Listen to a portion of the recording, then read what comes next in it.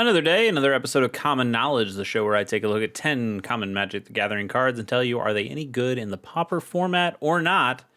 Let's get started with our first card today. It is Strider Harness. For 3 mana, you get an artifact equipment that gives equipped creature +1/+1 and haste. And it equips for 1. 3 mana for this, and then a 4th to actually put it on something. Whew, I know that feels like a lot. Also, look at these. This card has gotten 3 different printings with 3 different arts. That's interesting. You don't see that all that often. Anyway, I think this is not very good. Generally, 3 mana to get this thing out in the first place is a little expensive. When all you're getting is +1/+1 and haste. The haste is nice for sure. It's cool to give something haste, and I like once it's on the table. You know, it only costs 1 to attach to a creature. So once it's on the table, I think it can probably give you a lot of pretty good value. It's getting it on the table in the first place, and I don't want to pay 3 mana for that effect. I don't want to pay 3 mana and burn my entire turn 3 because you won't have enough mana to attach it to a creature at that point. So are you waiting to play this on turn 4? And when you're doing that, you're not playing a new creature. It has to be something that's on the board already that you're giving +1/+1 and haste to. And if it's already been on the board, it doesn't really even need the haste. So I feel like you're losing a lot of the value of this card whenever you play it, if you're trying to play it on curve. And if you're not playing it on curve, then you're probably ruining your curve for something else that you could be playing that moves your gameplay along a lot faster than a card like this would. So I'm going to give this thing a pretty middling score, and I think we can go with like a 2.4, which honestly is probably a little high. Let's go for a 2.3 and move on. But I do like the idea of this raptor wearing this harness that makes it go even faster. That's kind of cool. What do we got next? It's Shorecomer Crab. For a single blue mana, you get a 0/4 crab. Well, the art's cute for sure, as cute as something with a skull on it can be. But I believe we've looked at this card before on the channel, but we just have Aegis Turtle, which is a single blue mana that's a 0/5. So why would you ever want the 0/4? And the only reason I can think of is it's a crab. And Pauper doesn't really have enough crab tribal stuff in it. You know, if you getting into a commander game or something like that where you can do a little bit more creature type matter stuff, maybe. But here, I think if you were going to play one of those cards, you would just play Aegis Turtle 10 times out of 10. And I don't know. The other big problem you see with a card like this is you could just play Hard Evidence instead, which another single blue mana, you get a 0/3 crab, so not as good as a 0/4 or the 0/5, but you also investigate, so you're getting a clue token. Hard Evidence gets played, I wouldn't say all the time in Pauper, but it certainly sees play in a number of different decks. You can also, to just go down this rabbit hole even further, you can play it with Abjure to sacrifice a blue permanent, the 0/3 crab token, to counter a spell for only a single blue mana. So you're able to get a decent amount of value off of Hard Evidence. And you could still play Abjure with the Shorecomer Crab or the Aegis Turtle and have, hey, this thing is a great blocker, but when I am done needing it to block and I'd rather counter a spell instead, this is something that can go away. I can get it down on turn 1, so you can counter a really early spell if you need to. Those are things you could do with Abjure as well. But Hard Evidence is generally the better pick.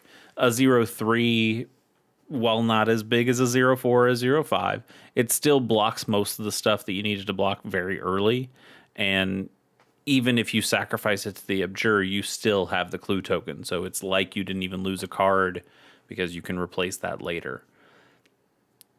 You just end up playing Hard Evidence before you play any of these other cards. But even if you did just want a big toughness creature to put down on turn 1, the Aegis Turtle's the way to go. This thing ends up getting a 2 for that. No, it doesn't even deserve a 2. It really doesn't. It's a 1.7. 1.7. Outclassed in a number of different ways. Psychic Whirl is 2 and a black for a sorcery. Target opponent discards 2 cards. Then if you control a rat, you surveil 2. So from Bloomborough here with some really cool art. I remember seeing this card art and going, damn, that's pretty good. We just have a better Mind Rot here. You know, Mind Rot's a 3-mana sorcery that makes an opponent discard 2 cards. Well, now you have to jump through a hoop, but if you've jumped through that hoop, you get a little extra gravy off it. There are certainly rats that get played in Pauper. You know, Orzhov Blade and some other decks will play the Crypt Rats. You'll see some other decks that might use the Ravenous Rats, right? Is it Ravenous Rats? I always forget which type of rats it is. I want the 2-mana rat that makes an opponent discard a card when it comes into play. Is that Ravenous Rats? Yes. Whoo, got it right. You don't see Ravenous Rats played all that much because you'll see Virus Beetle or the Lost Caverns of Ixalan Snail that exiles a card from their hand instead of making them discard. You'll see those generally over Ravenous. But if you're going for a discard route and you want to play a card like this to get that Surveil, Ravenous Rats is an okay card that you could pair with this to get even more discard synergy going on. How good is discard? Well, it's pretty good. Oh, and sorry, I forgot about the biggest one, Refurbished Familiar, which is a zombie rat. Refurbished Familiar is a zombie rat. It also makes an opponent discard a card. It's got affinity for artifacts, so it comes out much earlier. It can even potentially draw you a card if your opponent's out of cards.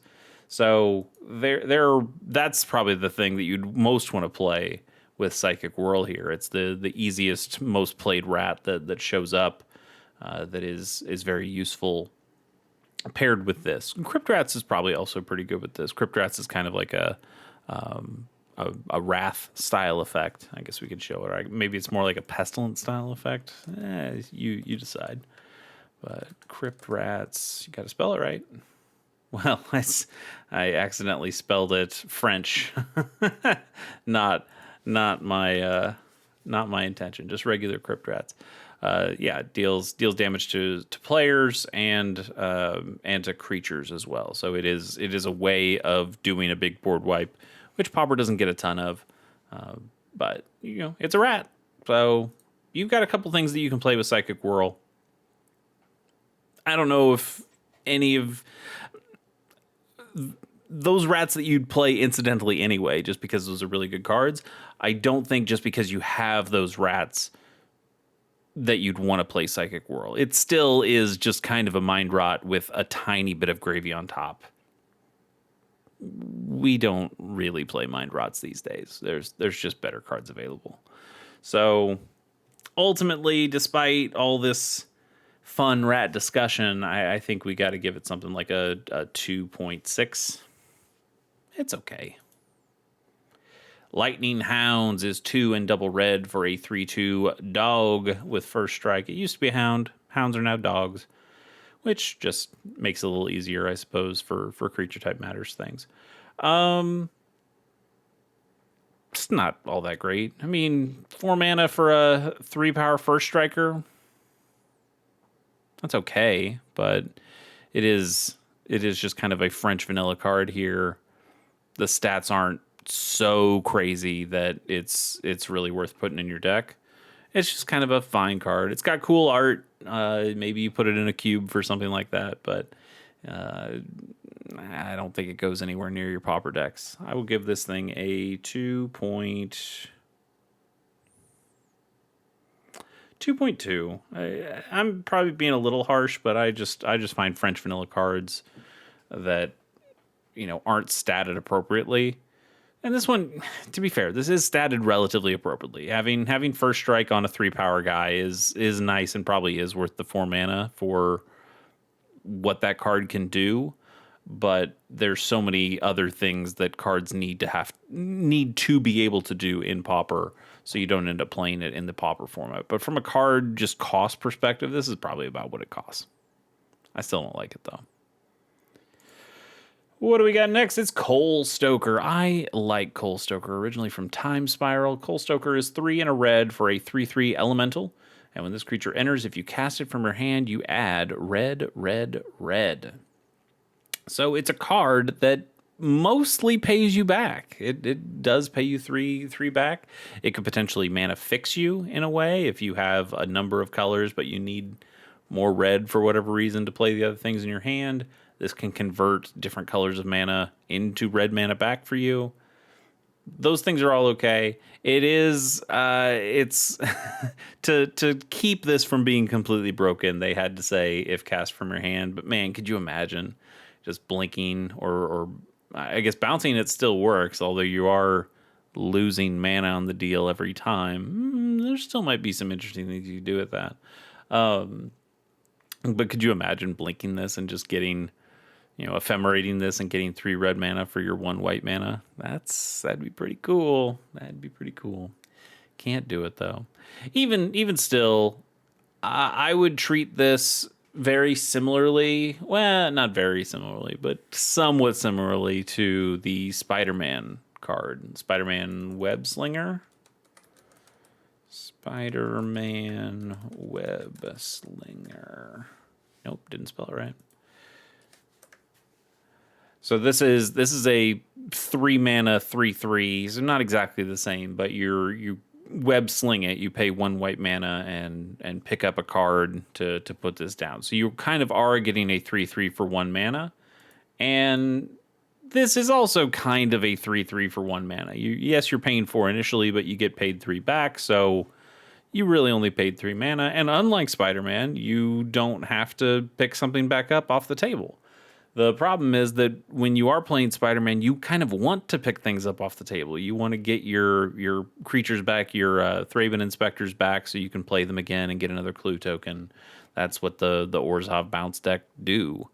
And Coal Stoker will not help you with that. But it is still a 1 mana 3/3. Those are pretty good. I just don't hear people talk about Coal Stoker because red doesn't generally need this effect like white does. It could, though. You could totally go wide and play a bunch of Coal Stokers on a single turn because they're just all paying you back, and that's not bad. That really isn't bad. I'm going to give this thing a decent score. I'm going to give this thing a 3.2. Yeah, I think a 3.2. I think that's a pretty solid card generally.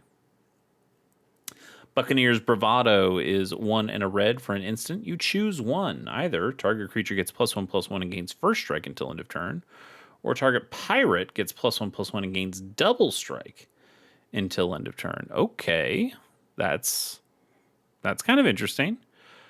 2 mana for this effect is not incredible. I think we've talked about this one before, but Sure Strike. Sure Strike gives you, for 1 and a red, you get +3 power and first strike. So if you're only going to do this top mode and you don't have any pirates in your deck, Sure Strike is a better card than this most of the time. I guess this does give you a point of toughness, which could matter, but generally the 3 points of power with the first strike is going to be better than 1/1 with the first strike.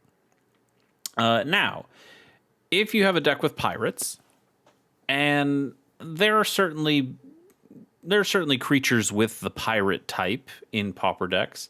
I'm not sure how many pirate build-arounds there are. I think it's more kind of like the rat thing. Like, I incidentally play some pirates, or you play some changelings or something that have the pirate type because they have every creature type. Yeah, okay. But I don't know if you have a preponderance of pirates, which is really great turn of phrase. I deserve a gold star for that one.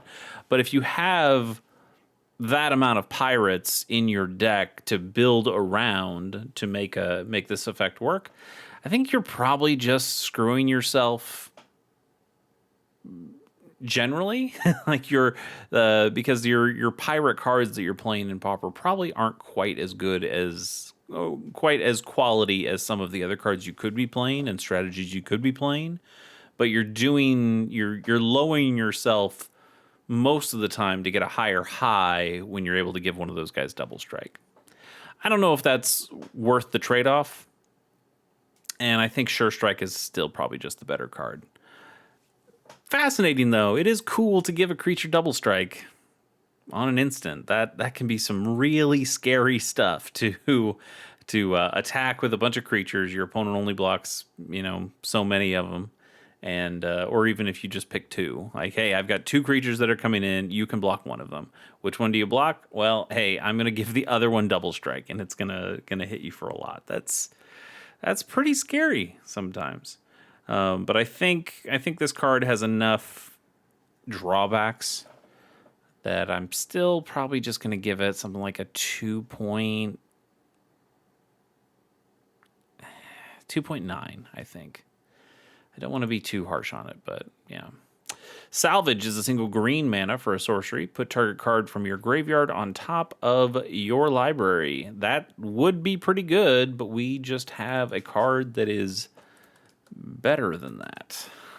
Reclaim, right here, does that same thing. Put target card from your graveyard on top of your library, but it does it at instant speed. Same cost, same text, instant speed.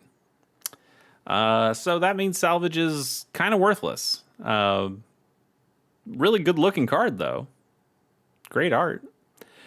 But Reclaim also doesn't really see any Pauper play. Reclaim that's 100% common. I don't think it's always been common. No, it's always been common. So you could play Reclaim in a Pauper deck. I haven't seen anybody do it, but you could. And that means Salvage has really no place. I will give Salvage a 1.8, I think. Again, very good art. Flaming Fist Officer is 2 and a white for a 2/2 gnome soldier. Whenever another creature you control leaves the battlefield, put a 1/1 counter on this creature. That's pretty interesting. Leaves the battlefield triggers. We don't see a ton of those. They're not nearly as common as something like enters the battlefield, and not even as common as when a creature dies. But a leaves the battlefield is pretty interesting. We've seen leaves the battlefield triggers out of something like Cryogen Relic that also is very well played. Well, Cryogen Relic has an enters and a leaves trigger, so that's doubly good for what it does. But this is kind of interesting. 3 mana for a 2/2, basically vanilla 2/2. It has no evasion or keywords or anything like that. Like, that is not good. You don't want to be paying 3 mana for a 2/2. But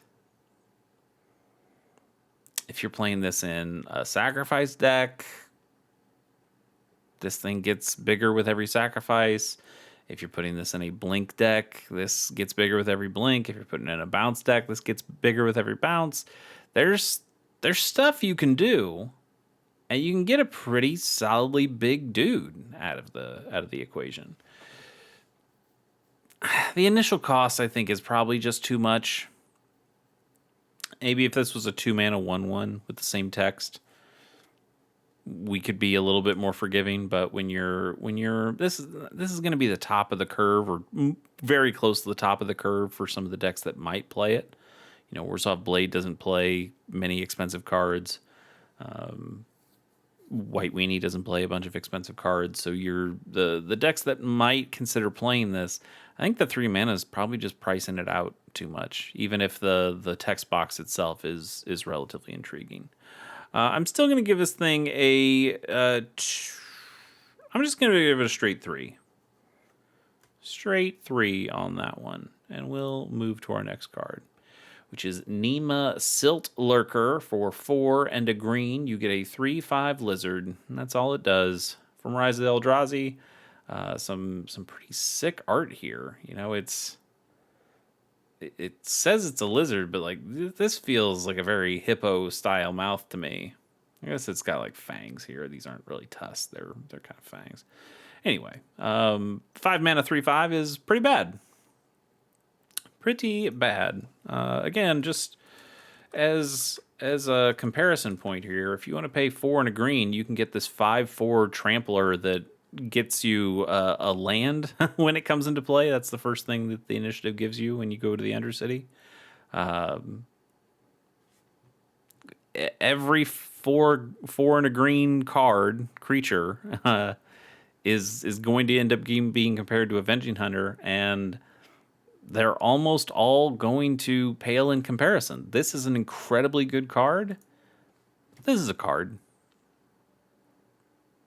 It's a 1.6. That's it. All right, what's our last card of the day? It's Kindle, 1 and a red for an instant. Kindle deals X damage to any target, where X is 2, plus the number of cards named Kindle in all graveyards, originally from Tempest. These are interesting. We see a number of these, or a number of cycles of these kinds of cards. There was one in Onslaught, I believe. Like Muscle Burst is one of these. Yeah. Odyssey, not Onslaught. But that would count the number of cards in all graveyards for this kind of effect. So they did this before with Tempest. And you know what? I like the idea of these cards. Here's a card that is initially kind of bad. 2 mana for a shock is not great. Shock should be 1 mana, and Shock isn't even a very good card because we have Lightning Bolt in this format. But as you continue playing these cards, or if you mill some into your graveyard, or discard them in a Madness style way, it makes the next one that you play that much stronger. So, you know, you think you got 4 of these to a deck, you put 3 Kindles in your graveyard somehow, you play the last one, and now for 2 mana, you're getting 5 damage. Or 4. Yeah, 5 damage. 5 damage. Two initially, plus the 3 in your graveyard. So if you get a 2 mana deal 5 to anything, that's a pretty good deal. Even a 2 mana deal 4 to anything is a pretty good deal.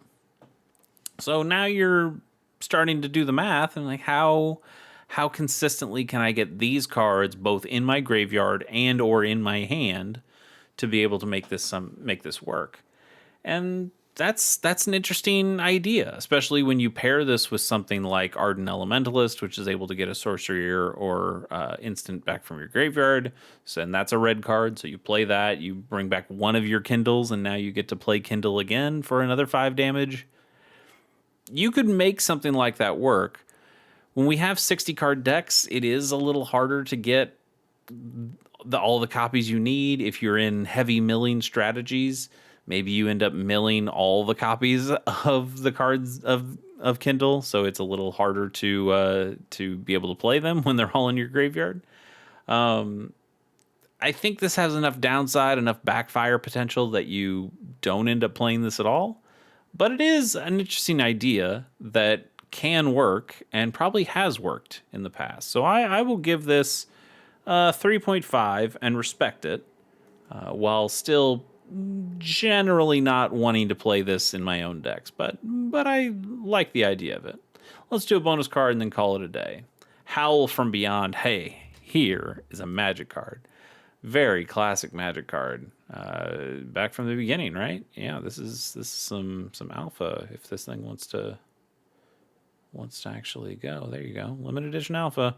$20 for this alpha card. Something to consider. Howl from Beyond is X and a black for an instant. Target creature gets plus X plus 0 until end of turn.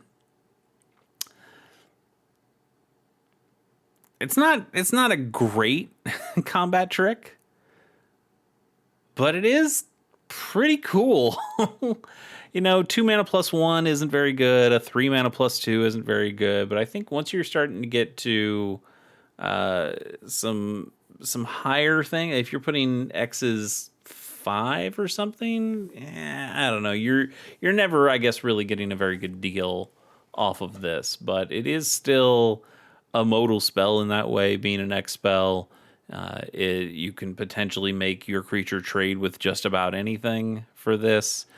If your opponent leaves a creature unblocked, you can play this on that unblocked creature and get in for a bunch of damage. If you have a bunch of evasive creatures that are, have flying or can't be blocked in some way, Maybe. The problem is this requires you to keep up a lot of mana. And it's always going to be some kind of mana negative in that way, since it's X and a black. Rad art, though. Even the old ones, like all of these arts are pretty good. I don't know if I like the 6th edition that much, but this Ice Age one looks really good. The original Swamp Thing kind of one looks great, and I think the 7th edition art also looks pretty darn solid. Hell from Beyond's a cool card, not necessarily a good card, but a cool card, and we will give it a. I'm going to give it a 2.5, which it probably doesn't quite deserve, but maybe I'm just giving it some nostalgia points. Anyway, that is what we have for today. Looking forward to seeing you tomorrow as we continue this week. See you then.